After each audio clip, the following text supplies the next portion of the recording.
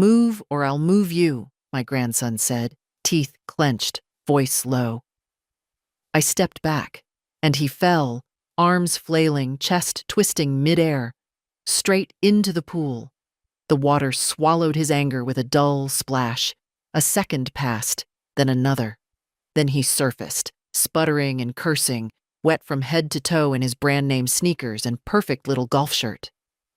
I didn't say a word. I just stood there, still holding the potted plant he'd told me to move, or else. My knees trembled, yes, but not from fear. From the weight of 78 years spent swallowing my voice. That day didn't come out of nowhere. It had been building like desert thunder, slow and distant, then suddenly overhead. When Zachary came to stay with me, he said all the right things. "You shouldn't be alone, Grandma. Let me help. You raised me like your own son." His mother, my daughter Claire, called it a temporary arrangement. 2 months, maybe 3, while his apartment was being handled. Something about an investment opportunity gone south. I didn't ask. I never ask much. That's my problem. At first, it felt almost nice.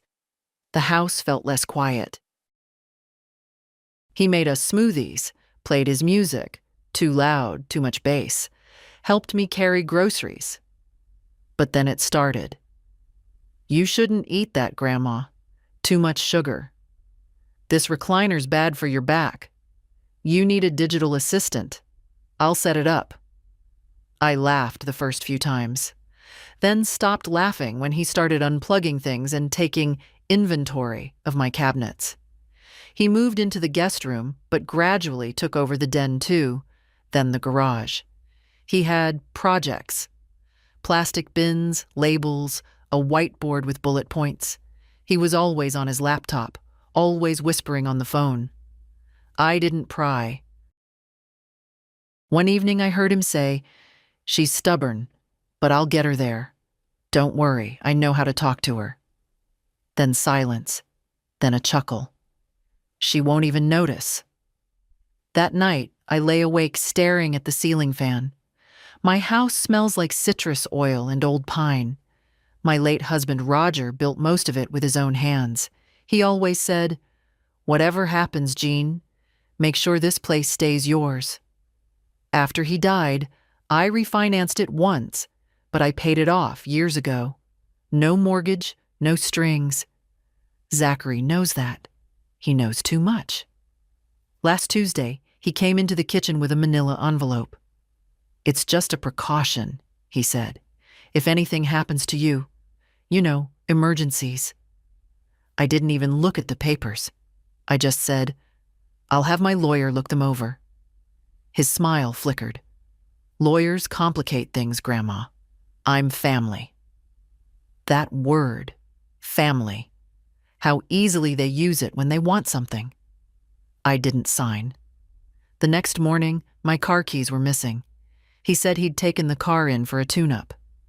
"You shouldn't be driving anyway." Then he took my phone and updated it. It started calling him Zach when I asked it questions. I couldn't get it to stop. I began to feel like a guest in my own home. The potted plant, the one by the pool, was an old hibiscus Roger had planted. Every year it bloomed on our anniversary. It's half dead now, but I still water it. It leans toward the sun like it remembers something. That morning, I moved it to its old spot near the edge of the patio, the way Roger liked it. Zach saw it and stopped short. "What's that doing there?" "I moved it," I said. "It gets more light there." "It's in the way," he snapped. "Someone could trip." "I've lived here 46 years, I replied. "No one's tripped yet." He stepped closer, voice dropping. "Move it or I'll move you." And something in me cracked. Not fear, not anger. Something older. Something cold and sharp, like the edge of a coin you never spent, because you were saving it for the day they'd understand your worth. So I stepped back, and he fell. He was still yelling when I walked back inside. Wet footprints followed me from the patio door to the hallway, but I didn't stop to clean them. I didn't even look back. Let him drip. Let him stew in it. In the bathroom mirror, my reflection looked pale, almost translucent, like old paper left in the sun. But the eyes, they weren't afraid. Just tired and clear. I changed my blouse and put on the kettle. He didn't come in right away. Maybe he thought I'd apologize, that I'd offer him a towel, maybe even lunch, like I always did. But that part of me had gone quiet, not dead, just finally resting. The knock on the kitchen door came after 20 minutes. "You could have hurt me," he barked as he walked in without waiting. "You threatened me," I said calmly, pouring water into the cups. "I was just trying to talk some sense into you." "No, Zachary, you were trying to move me. And now look, you got moved instead." He stood there, dripping water onto the tile, breathing heavily like he'd just come back from war. Then his voice dropped into that low, rehearsed tone, the one he used when he wanted something. "I'm sorry, Grandma. I lost my temper. You're not thinking clearly sometimes. It's not safe. That edge by the pool? Someone could get seriously hurt." "You mean like you?" He flinched. I slid the cup across the table. "Sit down. Drink something warm before you catch a cold." He sat, grumbling, took a sip, then pulled his phone from his pocket, wiping the screen dry. "I told Mom you slipped," he said. "Just so you know, I didn't want to get you in trouble." I set my cup down. "You told your mother I slipped and you just happened to fall?" He nodded. I didn't reply. He thought he was protecting me. What he was really doing was protecting himself and the story he wanted to control. That was Zach's real talent, controlling the story. Claire called that evening. I let it go to voicemail. Her voice was light, overly bright. "Hey, Mom. Zach said you had a bit of a tumble. Everything okay? Maybe it's time we talk about a full-time assistant. Doesn't have to be a big change. Just peace of mind. For all of us." I listened to the message 3 times, then deleted it. That night, Zach cooked dinner. His way of patching things. Salmon with lemon, undercooked rice. No salt. "Heart healthy," he said. I smiled and ate 2 bites, then made myself a sandwich after he left the kitchen. He didn't mention the documents again, but I noticed they were gone from the counter where he'd left them. I assumed he took them back to his room, or worse, put them somewhere I wouldn't think to look. The next morning, the gardener came. A young man named Felix who used to help Roger back when his knees still allowed supervision. I asked him quietly if the hibiscus was too close to the patio edge. He looked confused. "Ma'am, it's always been there." That evening, Zach moved it again, back to the shady spot. He said nothing. I said nothing, but I started writing things down. Roger used to keep a ledger for the house. Not just bills, but events. He called it the log. I found the old book in the hallway cabinet, dusty and yellow, full of his tidy handwriting. I began a new section at the back, labeled it Zach. First entry, Wednesday. Threatened to move me physically. Result, fell into pool. No injuries, no apology. Lied to Claire. That night, as I wrote, I remembered something Roger once said during a fight with Claire. She must have been 19. "You don't talk to your mother like that. She built this house with her patience." Patience. That's what I've always had. What they all counted on. But patience isn't the same as weakness. Zach stayed in his room most of the next day. I heard him pacing, typing, muttering. I knew that rhythm. It was the rhythm of scheming. I'd seen it in my husband when the plumbing failed, in Claire when she tried to switch colleges mid-semester without telling us. A kind of restless calculation. That evening, while washing dishes, I saw something strange. Out by the curb there was a black SUV. No lights on. Engine idling. A man in a navy shirt sat behind the wheel, tapping on a tablet. When I asked Zach about it, he shrugged. Probably someone doing appraisals for the county. But I wasn't born yesterday. I made a note in the log. Thursday. Unmarked SUV parked across the street. Zach dismissed it. House appraisal? Then I went to the drawer in the back hallway. The one with the deed, the insurance, the will Roger and I drafted 20 years ago. Everything was there. But the envelope was open. Next to it, a fresh folder, navy blue, with a modern logo I didn't recognize. Inside, new documents, legalese, financial language. The name Zachary Redford appeared too many times. I stood in the quiet hallway, the folder open in my hands, and I knew it was beginning. The logo on the folder read Red Rock Asset Advisors. I'd never heard of them, but their paperwork was slick, printed on heavy paper, the kind that smells like ink and ambition. There was a mock-up of my house on the second page, outlined in blue with the words potential conversion, short-term rental, or equity release option. I stood there holding it like it might burn through my skin. Zach, I called, trying to keep my voice even. Come here a moment. He emerged a minute later, phone in hand, looking like someone who'd been interrupted mid-conquest. What's this? I held up the folder. He blinked, then gave a short laugh. Oh, that's nothing, Grandma. Just an idea I was playing with. An idea involving my house. He shrugged. I was talking to a guy I know. He's into real estate. Thought maybe we could explore options. You're sitting on a lot of unused capital here, you know. It's not smart. I didn't answer. He stepped closer, slipping into that oily tone again. Part concern, part sales pitch. Look, Grandma, you're one person living in a 3-bedroom house. That doesn't make sense anymore. We could put in a little money, fix it up, rent it out maybe.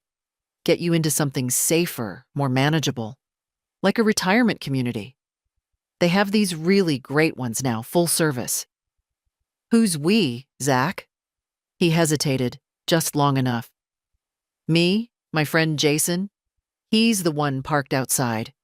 He runs the appraisal side. You wouldn't have to deal with any of the paperwork. I'd take care of everything. I put the folder down on the counter, very slowly, like setting down a bomb. Zachary, I said, leave. What? Go to your room, now. He blinked like he hadn't heard me right. Grandma? I said, go to your room. His mouth opened, then closed. His hands went up in surrender, mockingly. Okay, geez, just trying to help. When he disappeared down the hall, I let my hands shake. I didn't sleep that night. Around 2 a.m., I pulled out my old address book, flipped past the dog-eared pages, and found the number for Howard Evans, Roger's old lawyer. I hadn't spoken to him in nearly 6 years, but something told me I'd need someone with a memory. The next morning, I called and left a message. Zach was out when I woke up. I took the opportunity to check his room. I wasn't proud of it, but pride is a luxury when you're being quietly erased. His laptop was locked, of course, but his desk drawer wasn't. Inside, 2 more folders, both labeled with addresses. Neither was mine. Notes scribbled in the margins. Flip potential, elder-friendly zoning, quiet neighborhood. There was a checklist, too. Secure signature, begin appraisal, contact Claire, wait until soft sell. Full access granted. That last one was underlined. Twice. I put everything back exactly where I found it. Later that day, Claire called again. This time, I picked up. "Hey, Mom. Zach mentioned you've been under a lot of stress lately." I didn't respond. "Look, this whole setup was my idea, okay? I just thought it'd be nice for you to have someone around, some company. We worry about you." "You never used to worry," I said. "You used to visit." She laughed softly, awkwardly. "Life gets busy. Too busy for your mother, but not for paperwork about her house?" Silence. Then, quickly, "Mom, I don't know what Zach's shown you, but I can assure you no one's doing anything behind your back." "You sure about that?" "Don't be dramatic, Mom." There it was again. The word they always reach for when you don't smile and nod. Dramatic.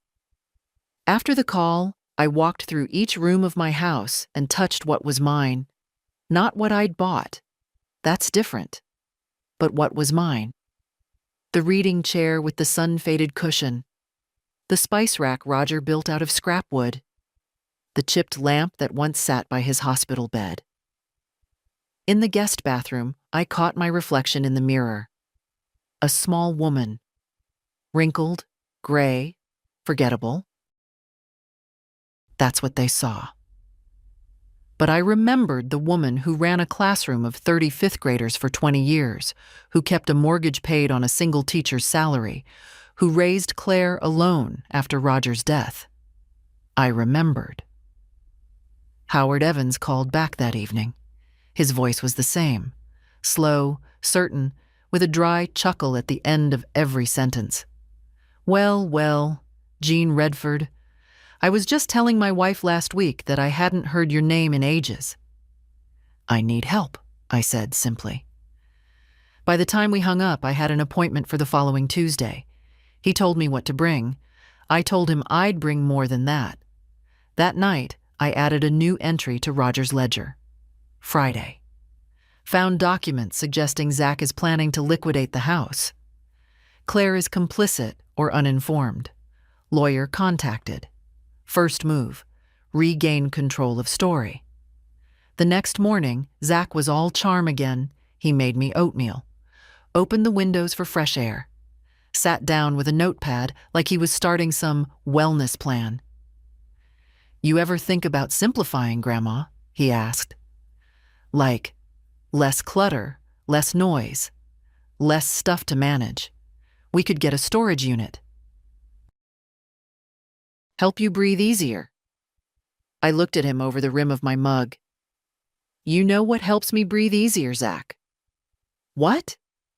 "Knowing who I am, and that I'm still the one with the keys to the house."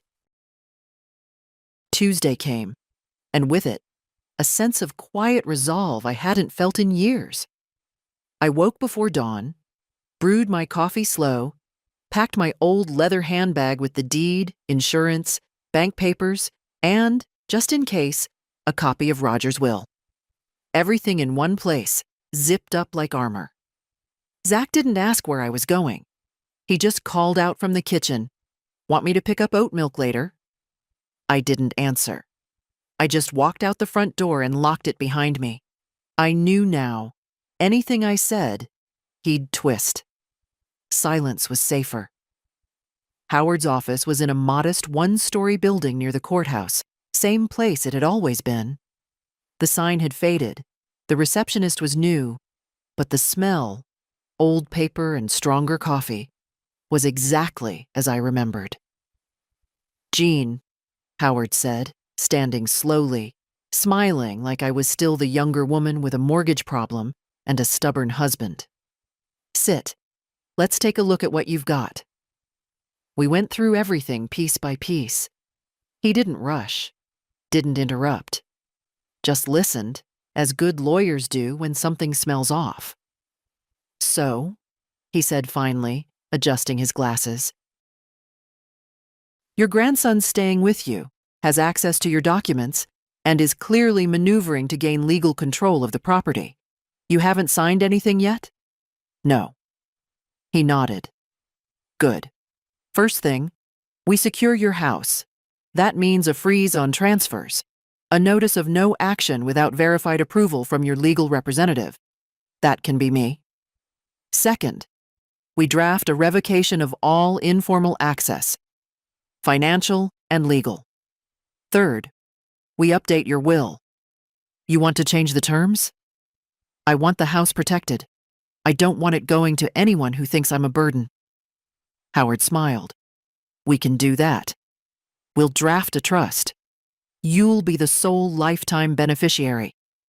After that, it goes where you want, not where they expect. That word again, expect. That's what Zach and Claire had been trained on, that my life was part of their portfolio. Can I add a condition? I asked. Something about behavior? Howard raised an eyebrow. You want a moral clause? I want a dignity clause. He chuckled, then grew serious. I'll word it carefully. It took an hour. By the end, I had a folder of my own. Real documents. Real power. For the first time in months, I felt something loosen in my chest, like a strap being cut from around my ribs. When I got home, the black SUV was gone. But Zach was waiting in the kitchen, pacing like a man who'd lost control of a meeting. Where were you? He asked. Out. He stared, waiting for more. I gave him nothing. Well, he said finally, you'll be happy to know I've made progress. That guy I introduced to you, Jason, he found an investor interested in the property. I never agreed to anything, I said. Zach smiled thinly. Sure, but I figured we'd get ahead of the curve, just in case. I've been thinking, this house is too much for you, and I've been looking at options for a... If you say retirement community, I'll throw your phone in the pool. He blinked, stunned. I'm not helpless, Zachary, I continued. And I'm not dead. You don't get to rearrange my life like I'm a piece of furniture. That's not fair. What's not fair is using love as a cover for control. You came here saying you wanted to help, but what you want is to manage, to own, to package and sell the scraps of what I built with your grandfather. His face turned red. I'm trying to save you from what? From the life I chose? From the house I paid for? From the damn hibiscus by the pool? He looked away, jaw clenched. You can stop, I said. The paperwork you wanted me to sign? I took it to a lawyer. What lawyer? I didn't answer. Just watched him try to recalculate the game. You have no right. I have every right. It's my house, my life, my money. And let me be very clear, Zachary. If you try one more thing behind my back, if you so much as open another envelope addressed to me, I will call the police, and I will press charges. He stood there frozen. Then, like a switch flipped, he smiled again, tight and bitter. You know what? Fine. Do whatever you want. But don't come crying to me when something happens and you're stuck here all alone. I've been alone before, I said. And at least then, I had peace. That night, I made myself pasta. Real pasta, with salt and cheese. I watched an old detective movie and poured a small glass of wine. I slept through the night without waking. The next morning, Zach didn't speak to me, but I saw him on the phone, whispering again, pacing the length of the backyard. At one point, I heard him say, "She's bluffing. She won't do anything permanent. Just give it a few days." I made a new entry in Roger's ledger. Tuesday, lawyer retained. Will being updated. Zach believes I'm bluffing. That's fine. Let him. By Thursday morning, Zach was back to being polite. Too polite. He brought me coffee, lukewarm, weak, in the mug I never used. Then he spent half the day cleaning the garage, slamming things a little too hard, whistling tunelessly, waiting, I think, for me to blink. I didn't. I trimmed my hibiscus.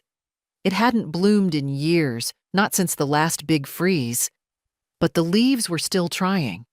They bent toward the sun like they remembered warmth. That's how I felt. Like something still green inside me was reaching, even after all the cold. That afternoon, a white SUV pulled into the driveway. Claire. She hadn't visited in months. Last time she came, she stayed 20 minutes, scrolled through her phone, and left before the tea cooled. This time, she came with intention. "Hey, Mom," she said brightly, holding a paper bag. "I brought those cinnamon rolls you like."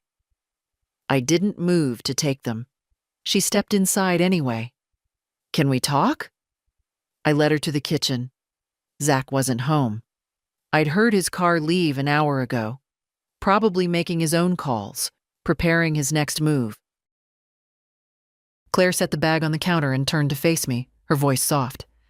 "Zach says you're upset." "I am." She sighed, dramatically.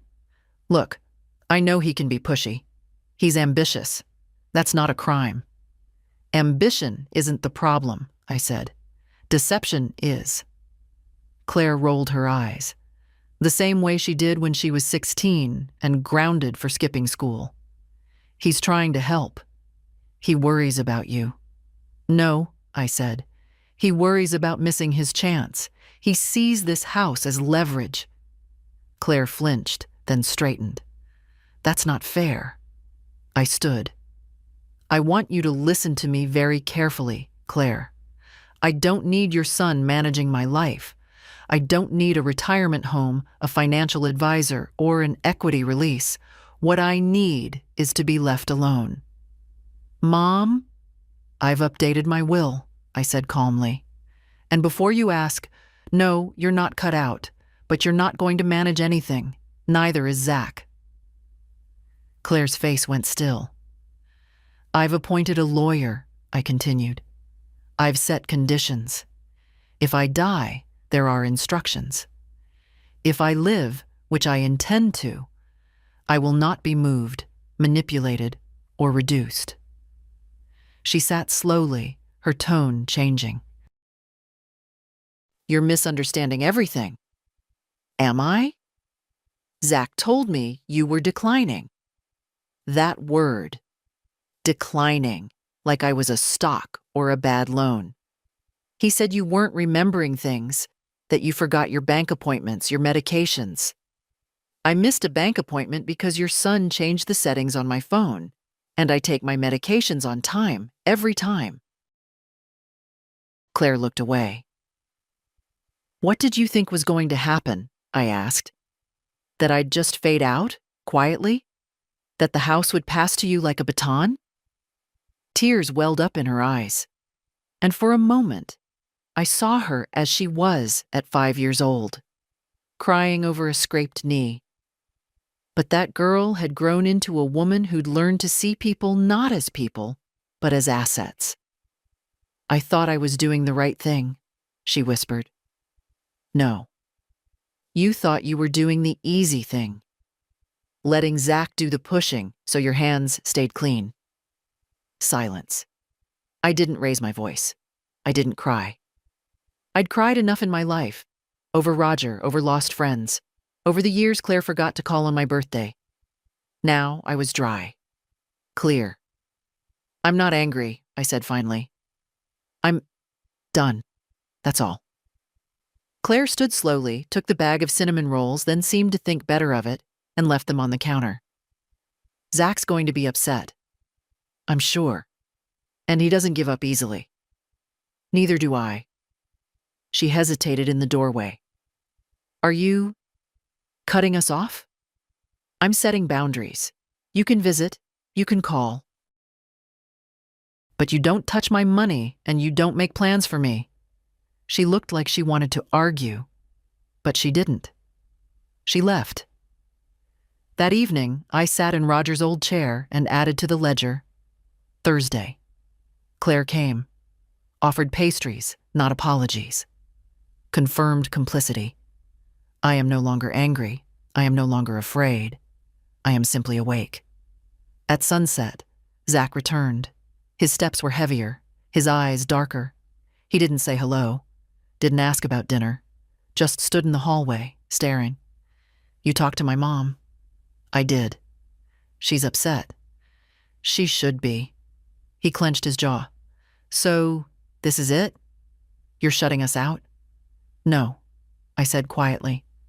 I'm shutting the door you thought was yours to walk through. He said nothing.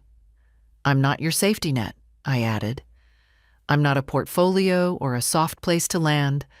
I'm a woman, with a name, a house, and a memory. Then I turned off the light and went to bed. The house was quiet the next morning. Not peaceful. Quiet the way an engine goes quiet right before it dies. Zach hadn't left yet, but something in his posture had shifted. He moved slower. He avoided eye contact. He closed his door when he used the phone. He was trying to regroup. I could feel it. I took advantage of the silence. Sorted papers, labeled drawers, wrote instructions for myself, not because I was declining, but because I wasn't going to give them even that inch of doubt. In the afternoon, I found an envelope slipped under my bedroom door. No stamp, no return address. Just one folded page. Grandma, this doesn't have to be like this. I was trying to help you have a better life, a safe one. But if you're not willing to cooperate, I'll have no choice. We'll figure this out, one way or another. Z. No choice. That was the word that lingered. He'd gone from persuasion to warning, and I knew what was coming next. The same tactic they always used on people like me. Fear. I didn't react. I went outside and watered the hibiscus. I remember Roger once told me, during a particularly bad week of bills and setbacks, Jean, the trick isn't staying strong all the time. It's learning when to go still. Let the noise pass, then move. So I went still. That evening, Zach cooked again. Chicken, too much salt. He didn't speak until halfway through. You're going to get yourself hurt. Is that a threat? It's a reality. Then it's one I'll face standing. He dropped his fork. You're being impossible, he snapped. No, I said. I'm being inconvenient. You don't know the difference. He shoved his plate away, stood, and left the room.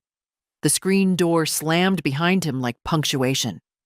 I sat alone at the table, chewing slowly, like nothing had happened. That night, I locked my bedroom door. At 2:43 a.m., I heard footsteps. Slow, cautious. The creak of the hallway floorboards. Then silence. Then retreat. I didn't sleep again after that.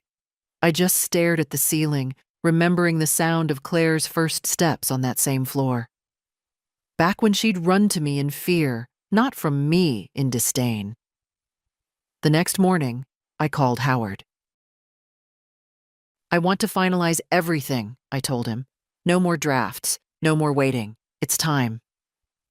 We made an appointment for Friday morning. Zach didn't ask where I was going when I left. He didn't offer coffee, just watched me from the living room like a man standing guard over something he hadn't earned. Howard had everything ready. The new will, the trust, the letters of revocation, the clause I asked for, not a punishment, but a mirror.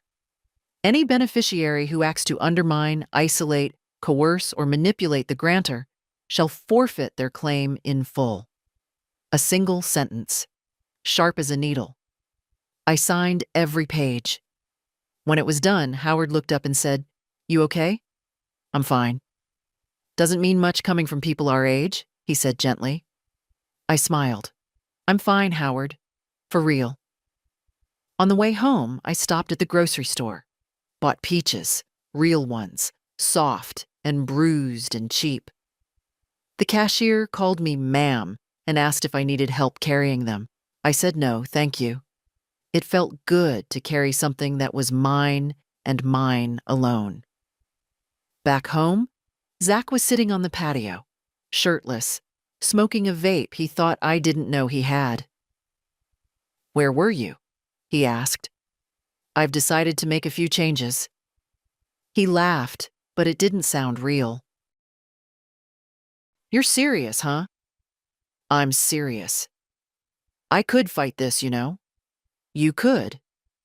"I could say you're confused, that you're not thinking clearly. People believe that kind of thing." "They do," I said, "until they read the documents." He fell quiet. "I used to think you were different," I added. "Not because you were kind, but because you were young, that youth hadn't turned cruel yet. I was wrong." He stood, flicked the vape into the bushes, and walked inside without a word. That night, I sat in my room and wrote in Roger's ledger, Friday. Final documents signed. Threats becoming direct. House now legally secure. I am not afraid. I am prepared. Zach didn't speak to me the rest of the night. The next day was Saturday. It would be our last day together. Saturday started too quiet. The air felt heavy, like before a monsoon. That hot, dry stillness that presses against your skin and says, something's coming. I made tea, opened the curtains, and waited. Zach didn't come out of his room until past 10. When he did, he was freshly showered, dressed in what he thought looked professional. Collared shirt, pressed pants, expensive watch. He sat across from me at the table and didn't touch the cup I'd left for him. "I talked to my mother," he said. "I figured. She's concerned. She should be." He leaned forward, trying to look gentle. "Look, Grandma, I know this last week got weird, but we've all been under pressure. Me especially. I'm just trying to build a future." "You can build your future without tearing into mine." He smiled, small and patronizing. "I think you've misunderstood my intentions." "No, Zach. You've misunderstood my silence for approval. That's over now." He looked away, then back, colder. "Do you really think locking things down is going to stop me?" "I don't think anything," I said. "I act." His smile cracked for real. "You've made a mess of this, you know. All you had to do was sign. You'd be taken care of." "I've taken care of myself for 78 years. I don't plan to stop now." He stood. "Fine. Then don't come crying when—" "Don't," I interrupted. "Don't finish that sentence." We stayed like that for a beat. Him standing, me sitting, tea cooling between us. Then he walked out. The rest of the day passed in brittle slowness. I watered the plants, wrote 2 letters, looked through old photos, not out of nostalgia, but clarity. I wanted to remember who I was before they tried to rewrite me. At 4 o'clock, Zach came into the living room again. This time, no performance. "I'm leaving tomorrow." "Good. But not without one last conversation." I looked at him. "Go on. I think you're making a mistake. You've poisoned your own family against you." "No," I said. "I've removed the poison from my family." "You're burning bridges." "They were bridges to nowhere." His voice dropped to a whisper, tight with restraint. "You're going to regret this." "I regret letting it go this far." And that's when he said it. "Move," he hissed, stepping forward. "Move, or I'll move you." It wasn't loud, wasn't theatrical, but it was real. The look in his eyes was different this time. Not annoyance, not manipulation, but fury. The kind that flares when a plan collapses and there's nothing left but force.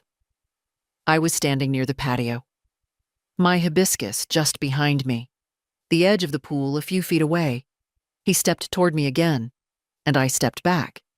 He didn't expect that. His foot missed the edge. He tried to correct, flailed, too late. His whole body pitched forward, twisting midair. And the pool took him. The splash was big, sudden, clumsy. He surfaced instantly, gasping. I didn't run. I didn't call out. I just stood there, letting the desert sun fall on my shoulders, calm as stone.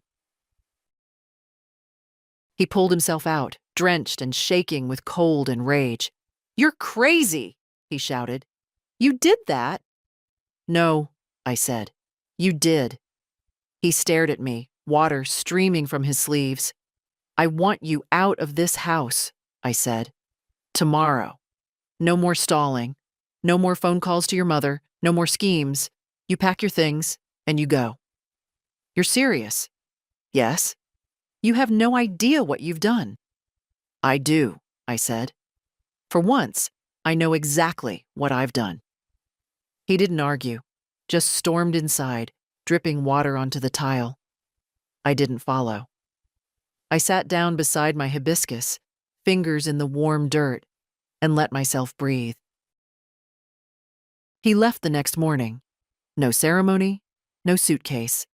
Just a backpack slung over his shoulder and a duffel bag he'd taken from the hall closet. He didn't say goodbye. Didn't look me in the eye. He walked out the front door like he'd never lived here. Like the past 2 months hadn't happened.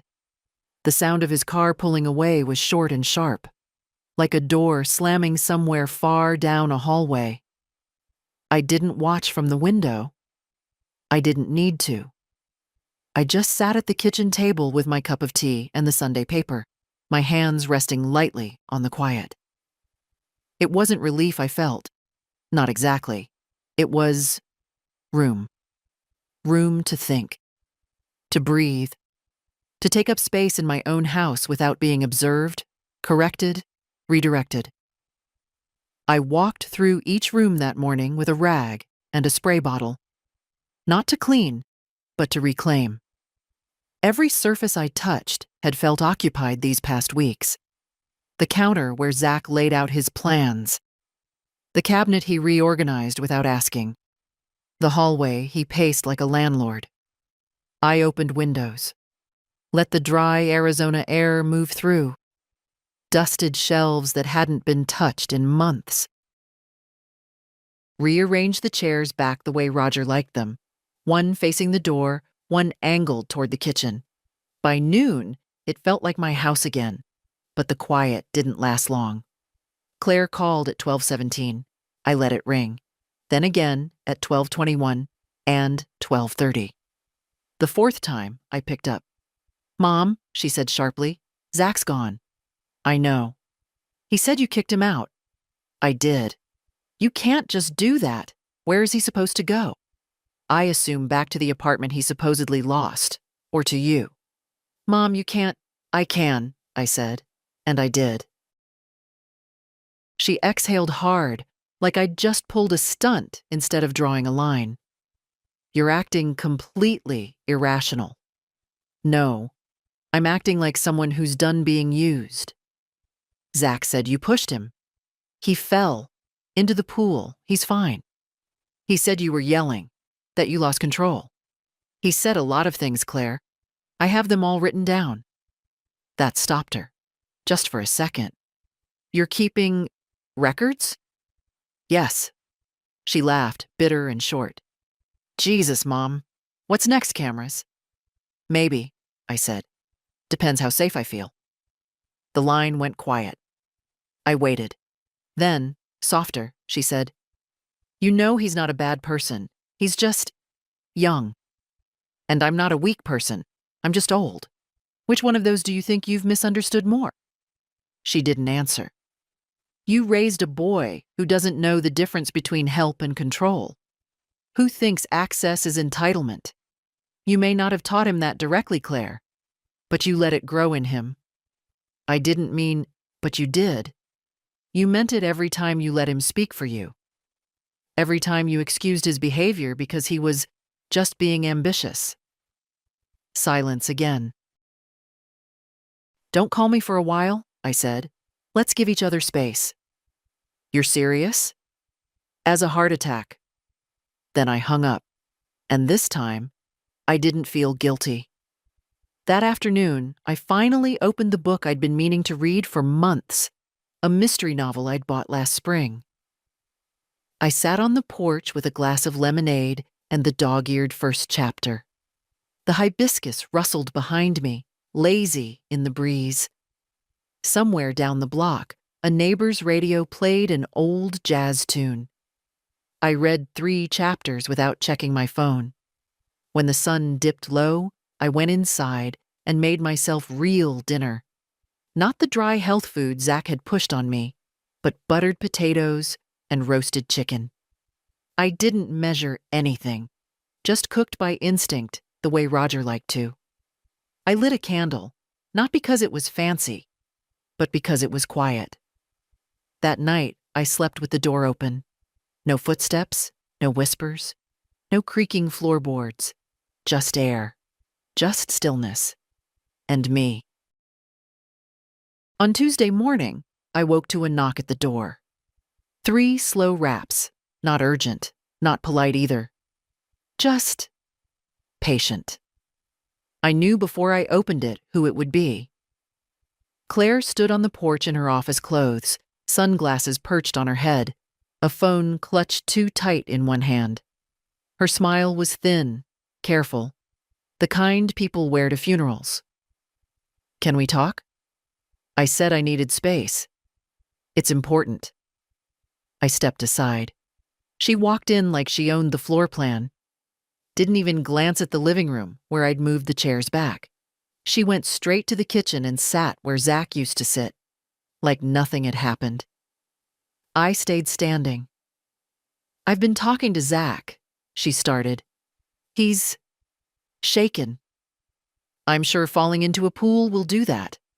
She didn't laugh, just opened her purse and took out a folder. "That a new family tradition now?" I asked. "Show up with papers when words stop working?" "It's not like that." "Of course it is." I didn't sit. I didn't even touch the folder. Claire exhaled. "This is a suggestion."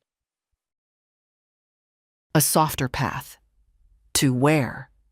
To a solution where you're safe and we're not cut out of your life. I'm not the one who walked out. You pushed him. He threatened me. I stepped back. He fell. Claire stared.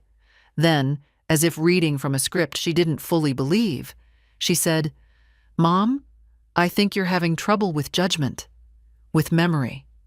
There's been concern." My body went cold, but my voice didn't flinch. "You're calling me incompetent. I'm saying we might need to look at some options, mediation, maybe some kind of shared arrangement for your estate." "No. Mom, be reasonable. I've been reasonable for decades. Now I'm being direct." I picked up the folder, didn't open it, just held it in one hand while I walked to the trash can and dropped it in. Claire's mouth opened, then closed. "I've already made my legal decisions," I said. "With a lawyer, you're not involved. You think this is what Dad would have wanted? For you to be alone, suspicious of your own family? I think he'd have told you to sit down and shut up until you remembered who raised you." Her face twitched, that old line between guilt and pride. "I didn't come here to fight." "Then you shouldn't have come with paperwork." For a moment, neither of us said anything. The clock ticked. The ice in her water glass melted. Finally, she said, "You're not the only one hurting, Mom. This has affected all of us." "No," I said. "This has exposed all of you. There's a difference." She stood, smoothed her blouse. "If you ever change your mind, I won't." She walked to the door, stopped, turned. "You think Zach's the only one who's going to come back? You've stirred up something now. There's more than one person interested in what you've got." "I'm not afraid." "You should be." I closed the door behind her and locked it. That evening, I sat on the porch again, but I didn't read. I just watched the street. 3 cars I didn't recognize drove past. One too slowly. One stopped, reversed, then kept going. That night, I took the key from the drawer and opened the old chest in my closet. Roger's documents. The backup copies. The numbers I hadn't looked at in years. They were still solid, still protected. But I added a new step. I moved everything into the small safe in the guest bedroom, the one they didn't know about.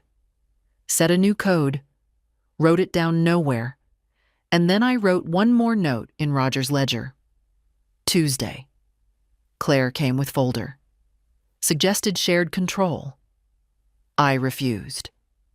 The game has escalated. I am no longer surprised. I am only alert. I didn't leave the house for 3 days after Claire's visit, not because I was frightened, because I was watching. Small things started changing. The mail arrived later. Twice, it didn't arrive at all. The trash bins were turned sideways in the driveway, lids open. I always shut them. I found a grocery receipt wedged between the slats of the porch bench, but it wasn't mine. Canned soup, 4 Red Bulls, menthol cigarettes. Then, Wednesday night, the doorbell rang just after 8 p.m. I didn't answer it. I watched from the darkened hallway. A young man stood there. Thin, ball cap, phone in hand. He rang once more, then left. No package. No uniform. When I opened the door 10 minutes later, a flyer was folded under the mat. Life transition consultants, your home, your peace, our priority. Zach didn't know how to quit, but he knew how to delegate. That night, I couldn't sleep. I moved through the house like I used to when Claire had fevers as a child. Quiet, alert, steady. At 3 a.m., I sat in Roger's old chair and read through the trust documents again. I wasn't looking for reassurance. I was looking for gaps.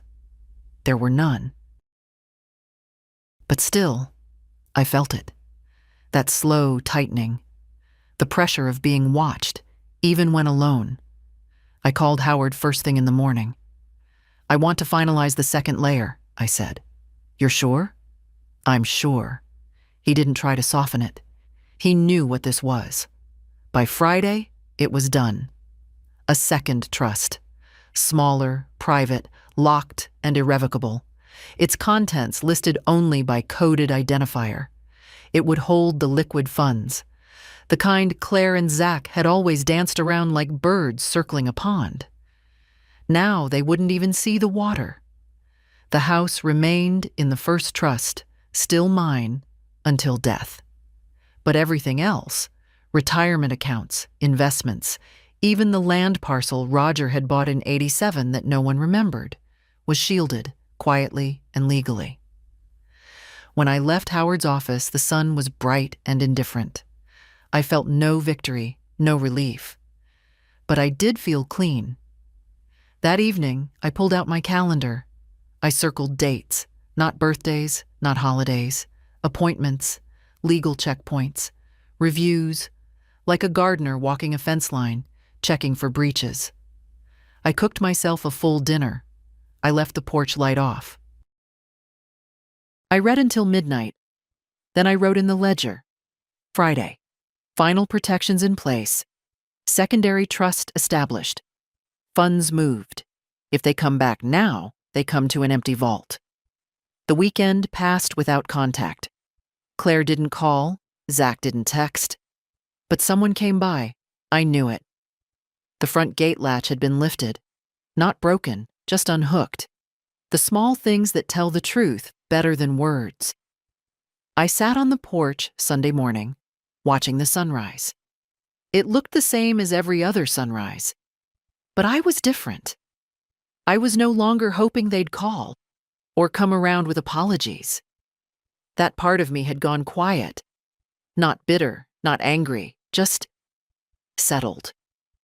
I'd stopped waiting to be loved the way I loved. On Monday morning, the phone rang again. Not Claire, not Zach. A woman's voice, smooth, professional. Mrs. Redford? I'm calling on behalf of Red Rock Advisors. We've been asked to verify recent changes to your estate plan. I'm sorry, I said. Who requested that? Your grandson, Mr. Zachary Redford. I let her finish the sentence. Then I hung up. I didn't call back, didn't explain. They already had their answer. By noon, there were 2 new voicemails, one from Zach. You're making this harder than it needs to be. And one from Claire. I think we're past the point of passive-aggressive tactics, Mom. Let's be adults. That word, adults, as if all it took to be one was a mortgage and a voicemail password. I spent the afternoon baking. Real baking. Flour under the nails, butter in the air. I made the lemon cake Roger used to love, dense, not too sweet. While it baked, I sat at the kitchen table and sharpened pencils. It's funny what steadies you when the world tries to make you feel small. That evening, I took a walk. I hadn't gone farther than the mailbox in weeks. But now I put on my sandals and headed down the block, past the neighbors' tidy yards, past the corner where the big prickly pear cactus still leans. 3 different people waved. One woman, Margaret, 2 doors down, asked how I was. Getting stronger, I said. She smiled.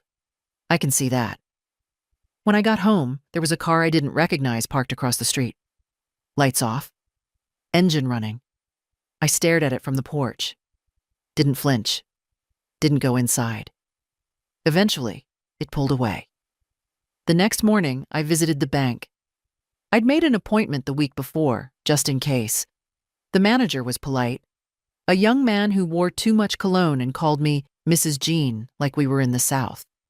I smiled, signed the documents. He asked if I wanted to leave a note on the accounts for family access. No, I said. No access, no inquiries, no assumptions. His hands moved a little slower after that. When I left the bank, I drove through town with the windows down.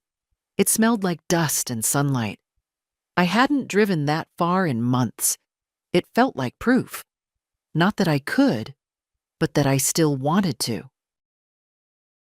That night, I slept with the window open. The air was warm. The house was quiet. For the first time in a long time, I didn't feel like someone might be listening. I wrote in the ledger, Tuesday, attempts to breach estate protections confirmed. Phone calls traced. No reaction, no permission, no fear. I remain the sole author of my life. The next time they came, they didn't knock. It was Thursday, just after noon. I was trimming the lavender by the back fence when I heard the voices. Low, tense, unmistakable. Claire, Zach, and someone else. A man's voice I didn't recognize. Professional. Controlled. I didn't go inside. I waited. They came around the side yard as if they had every right to be there. Zach in sunglasses, Claire with her arms folded, and the man, 40-ish, expensive shoes, holding a sleek black folder. Mom, Claire said, we've brought someone to help clarify things. I didn't move. The man stepped forward. Mrs. Redford, I'm Colin Dreyfus. I represent families in transition. Claire and Zach reached out with concerns about your safety, your memory, and your financial well-being. We're here to discuss your future options.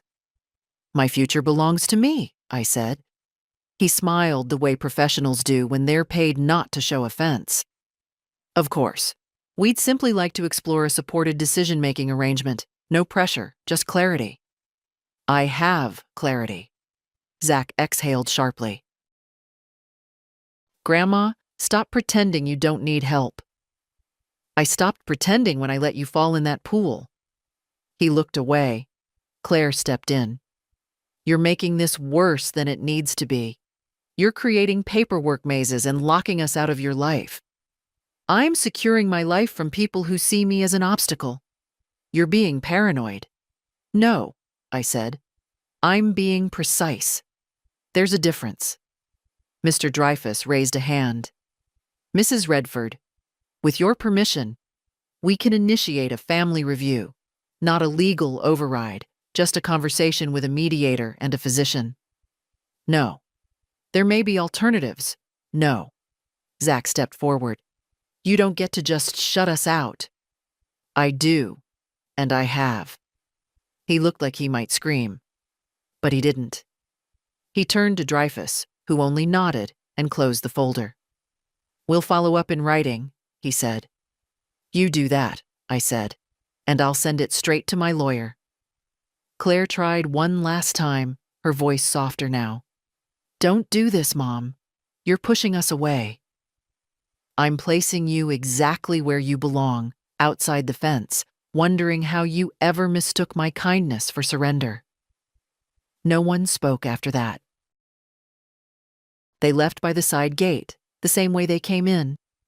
I stood there in the heat, my hands smelling of lavender and metal. Then I went inside and turned the lock. That evening, I sat on the porch with a notebook and wrote not just what happened, but why. Not for protection, for memory. Because what they fear most is not my anger, but my record. They thought time had worn me down. But what time actually gave me was precision, patience, a memory that's heavier than their ambition. In the ledger I wrote, Thursday. They came with a man in a suit, tried to sound polite, tried to sound helpful. They were neither. I did not flinch. I did not move. I remembered who I am. Then I underlined the date, just once. I expected them to come back, but they didn't.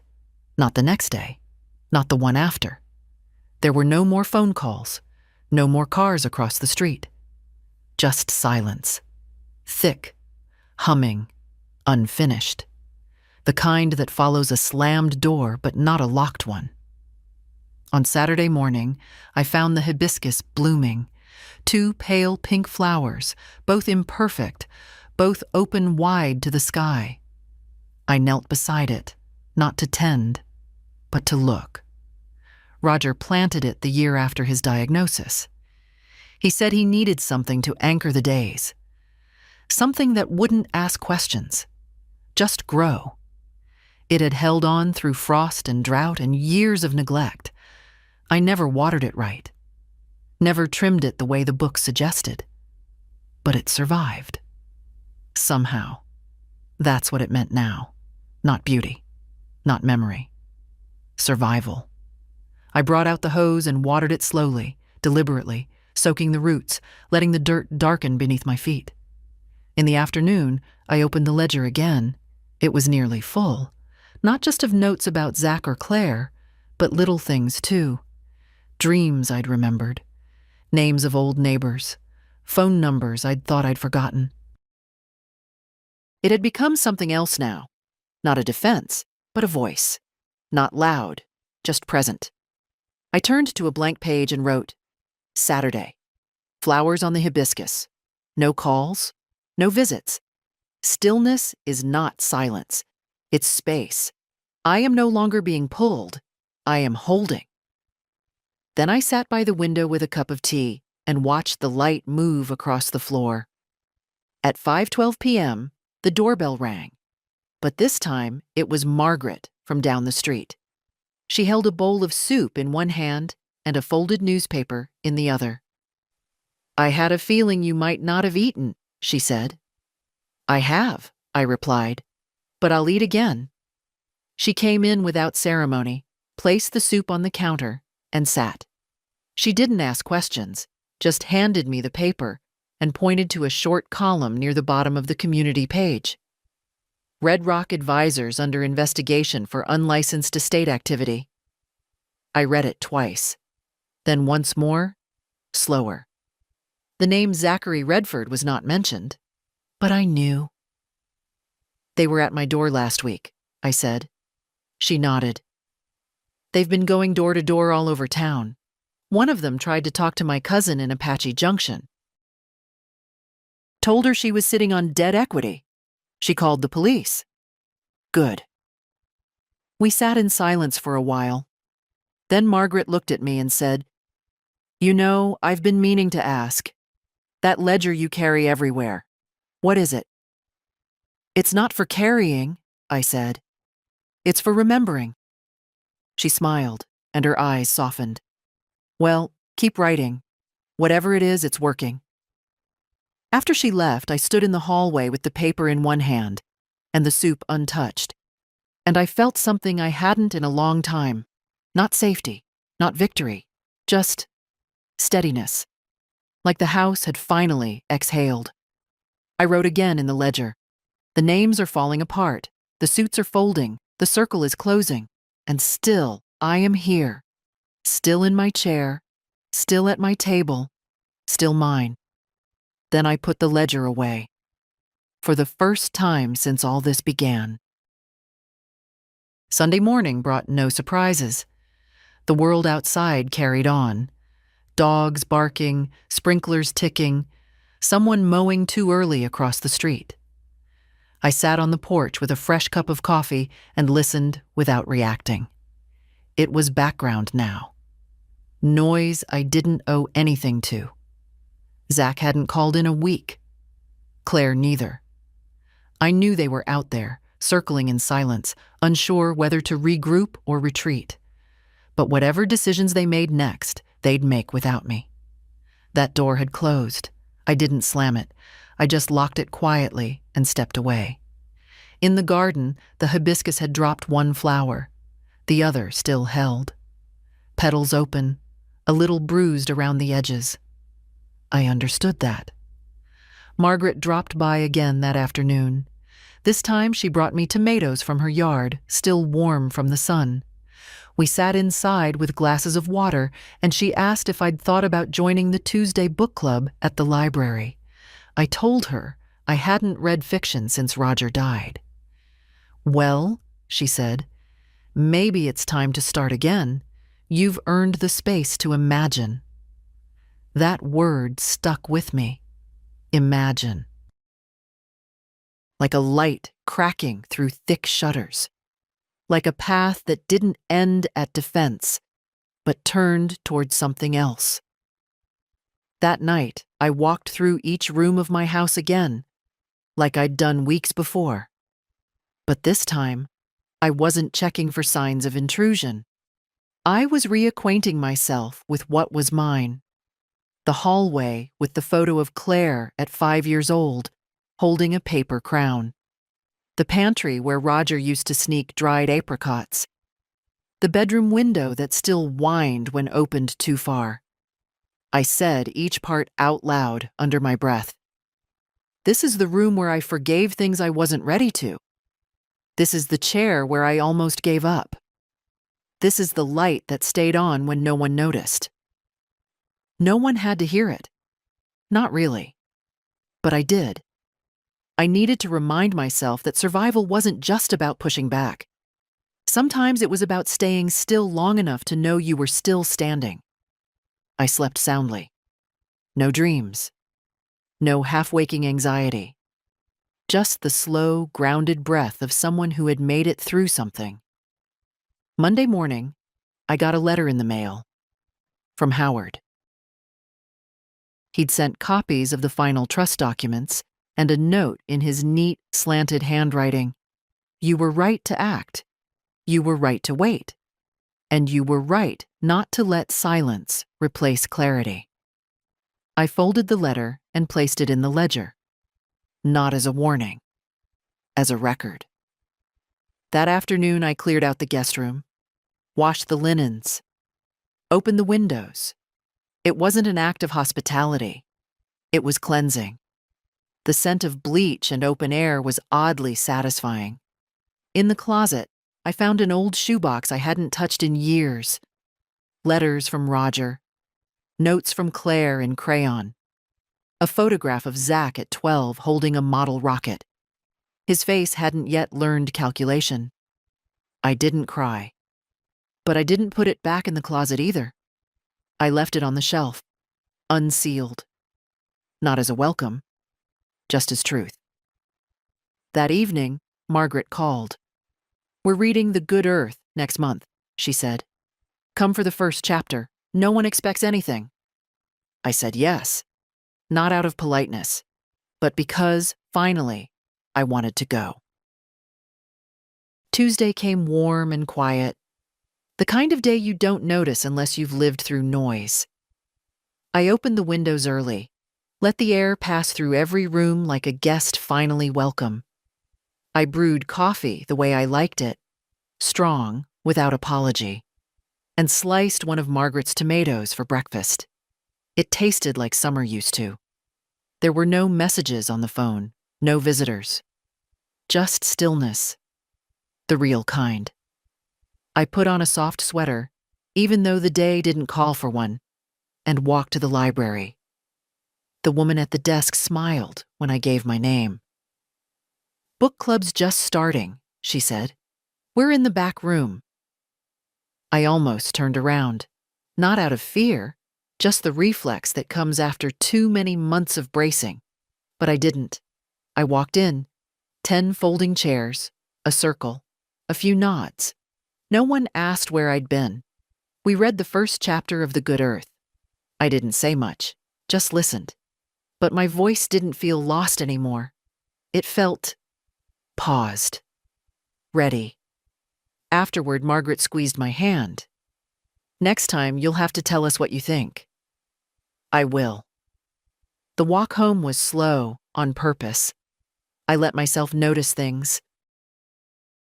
The chipped paint on the old fence 3 houses down. The bird feeder someone had hung from a saguaro. The smell of warm rock and mesquite.